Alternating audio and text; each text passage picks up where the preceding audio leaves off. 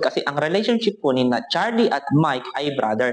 Ang parricide ay applicable lamang po sa mga relatives na may direct line of relationship po. Hi, it's me, Aris Reyes again. Ngayon po pag-usapan po natin kung paano po sagutin ang mga tanong na crime of killing sa ating criminology board exam. Pero bago po yan, gusto ko munang i-share sa inyo ang ating verse of the day. Romans 12 verse 19. Do not take revenge, my dear friends, but leave room for God's wrath.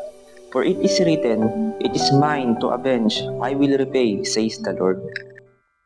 Kung ang tanong sa ating criminology board exam ay regarding sa mga crime of killings, may pattern po ng pagsagot natin dyan. Meron po tayong tinatawag na A, R, Q, C, and IK. Ano po ba ang mga yan? Let's discuss one by one. Una, A. A stands for age. Kung may tanong na crime of killing sa ating criminology board exam, ang una mong titignan ay ang age ng biktima. Kapag ang age ng biktima ay less than 3 days old, automatic na ang crime committed by the killer is infanticide. Kahit na ang pinatay ng killer ay ang mismong anak niya o kanyang apo, or may nabanggit na qualifying circumstances of murder sa tanong na yan, still ang crime committed by the killer is infanticide po. E paano po kung ang edad ng biktima ay 3 days old or more? Ang susunod po na titignan natin ay ang relationship po. Kasi kung may relationship between the offender and the victim, possible po napapasok ang kasong parricide. Halimbawa, si A, napatay niya ang kanyang anak. Automatic na ang kaso po ni A ay parricide. Pero ano-ano po ba ang mga relationship na tinutukoy po dito sa parricide? Meron po tayong dalawang klase ng relationship dito sa parricide. Meron tayong tinatawag na legitimate relationship at illegitimate relationship.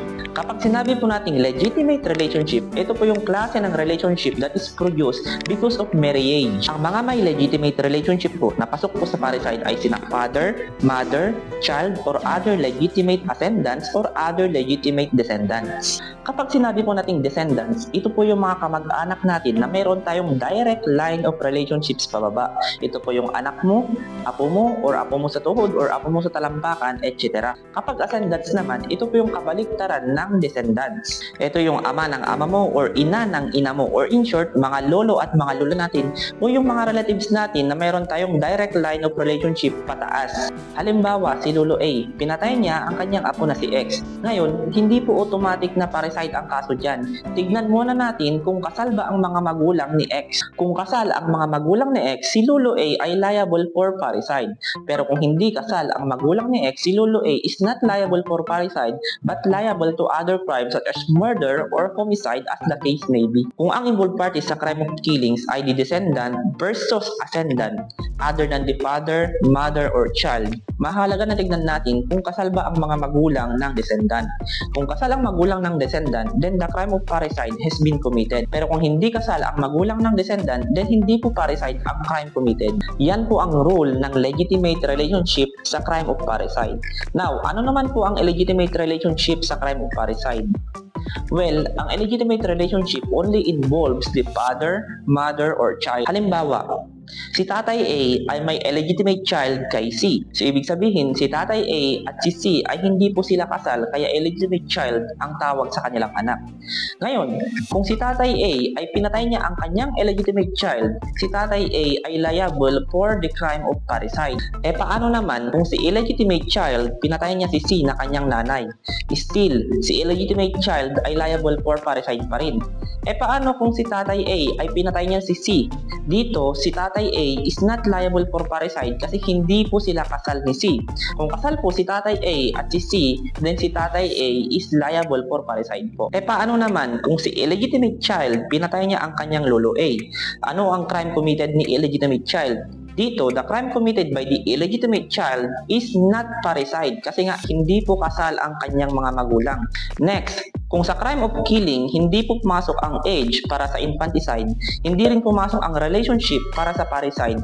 Ang susunod na titignan po natin ay QC. Ano po ang QC? That is the qualifying circumstances of murder. Kapag sinabi po natin qualifying circumstances, ito po yung mga pangyayari or circumstances na present during the commission of the crime of murder.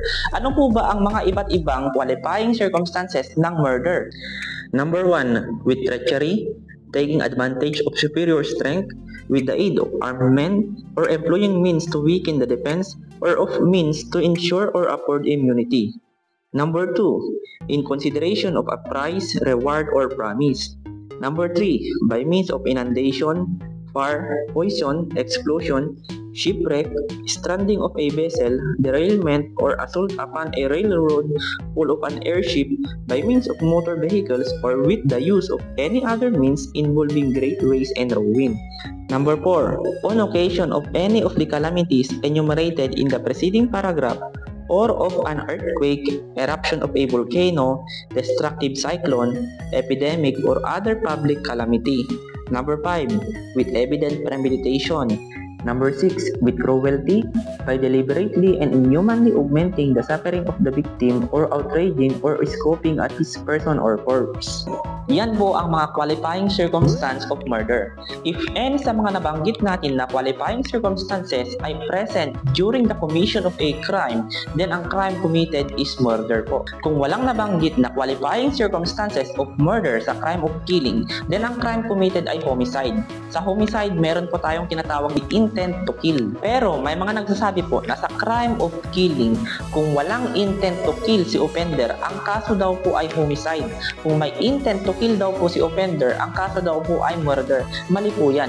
Take note na sa crime of homicide, when death is resulted, intent is presumed. Saka lang po tayo magkakaso ng murder kung present po ang mga qualifying circumstances na nabanggit natin kanina in the commission of the crime. E paano po naman kung napatay ni offender si biktima, pero si offender ay wala po daw intent to kill? Posible po ba yan na mangyari? Yes, posible po yan na mangyari in the case of culpable felonies or crime committed because of imprudence or negligence.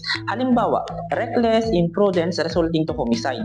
In this case, si offender ay walang intent to kill, pero nakapatay po siya because on his part, meron po siyang imprudence, negligence, lack of foresight, or lack of skill. Yan po ang procedure ng pagsagot po sa ating Criminology Board exam kung ang tanong po ay regarding sa crime of killing. So, recap po tayo ng A, R, Q, C, and IT. Sa crime of killing, ang unang titignan po natin ay A, age of the victim. Kung ang edad po ng biktima ay less than 3 days old or less than 72 hours, automatic na ang crime committed is infanticide po. Next, kung hindi po pumasok ang age ng biktima para sa infanticide, ang susunod na titignan po natin ay R, relationship. Titignan natin kung pumasok ba ang rules ng illegitimate relationship at legitimate relationship sa crime of parricide.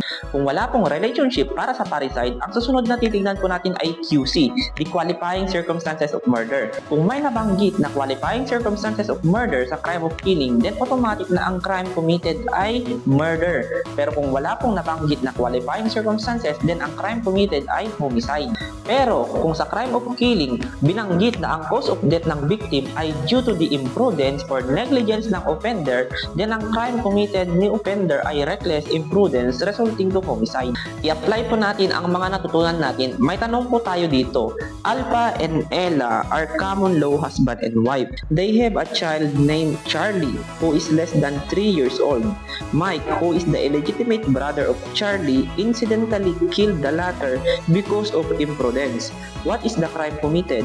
A. Infanticide, B. Parricide, C. Murder, D. Homicide through reckless imprudence. Ano po ang sagot nyo dyan? Oops, post mo muna, then comment down your answer below. Sa tanong po natin, may nabanggit po tayong latter. Ang ibig sabihin po ng latter ay yung huling character na nabanggit po sa sentence. Sa tanong natin, the latter refers to Charlie at ang tawag naman kay Mike ay former. Ang sagot po sa ating katanungan ay letter D, that is homicide through reckless imprudence. Hindi po infanticide kasi ang age po ni Charlie na ating victim ay less than 3 years old. Ang age po para sa infanticide ay less than 3 days old. Hindi rin po parricide ang sagot kasi ang relationship po ni Charlie at Mike ay brother. Ang parricide ay applicable lamang po sa mga relatives na may direct line of relationship po. Hindi rin po murder ang sagot kasi wala pong nabanggit na qualifying circumstances sa ating tanong. E paano kung ang tanong ay ganito? Mike intentionally killed Charlie. What is the crime committed by Mike? In that case, ang sagot sana natin ay murder because killing of a child is murder according to the Supreme Court. Ayan. I hope may natutunan po kayo sa ating video ngayon. Kung may question po kayo, clarification, or recommendation sa ating video ngayon, just feel free kung ano man yung buwabagabag sa loob nyo sa ating comment section below po. Kita-kits po sa ating next video. Thank you and God bless us all.